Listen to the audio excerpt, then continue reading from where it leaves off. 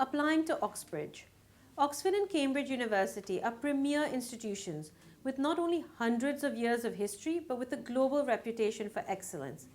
Applying to Oxford or Cambridge, often referred to as Oxbridge, is a competitive process and differs in approach compared to your regular UCAS application.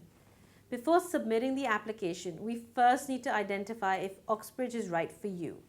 Answering these questions involves the same process as you would with any other college.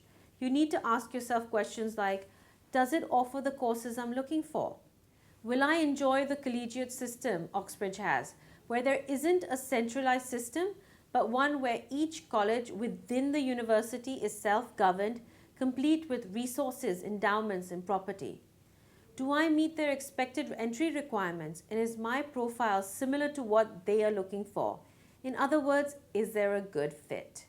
Also remember, you can only apply to one or the other.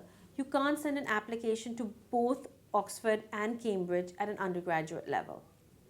Once you do your homework, understand the institutions better, and identify which course and university is right for you, the next step is the application process, which involves 5 steps. Step 1, UCAS. You still need to send in a UCAS application, but remember, the UCAS deadline for Oxbridge is earlier. For all courses at the University of Oxford and Cambridge, your UCAS application must reach UCAS by the 15th of October, 6 p.m. UK time. This includes your personal statement. The personal statement you write here will be the same one that goes to all 4 other UCAS choices at the later, the Jan 15th deadline. So once again, the focus should be on your subject of interest and not the university. Number 2, additional forms. Cambridge asks applicants to complete an online supplementary application questionnaire or the Cambridge online preliminary application after the submission of your UCAS application.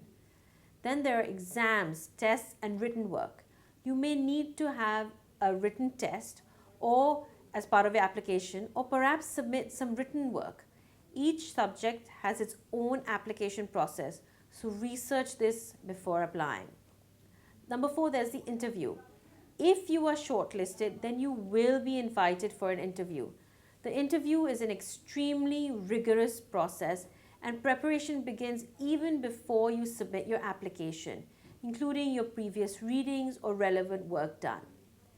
Finally, number 5, the decision. When can I expect to hear the outcome? If you've had your interview within the first 3 weeks of December, you'll hear back from Cambridge in early Jan. If you've had your interview at Oxford during the first 2 weeks of December, you should hear back from your college by the middle of Jan. Be sure to check the deadlines for each of the steps mentioned above. When do you need to complete the written tests? When do you need to schedule the interview by? Or when do you need to inform the university of your decision? Both universities are world-class institutions with a reputation for excellence, and they both have very specific course offerings. Like deciding on any other college, you need to evaluate which one will be the best fit based on your academic, career, and personal goals. And the university too will look at your academic results, personal statements, references, and interviews when making their final decision.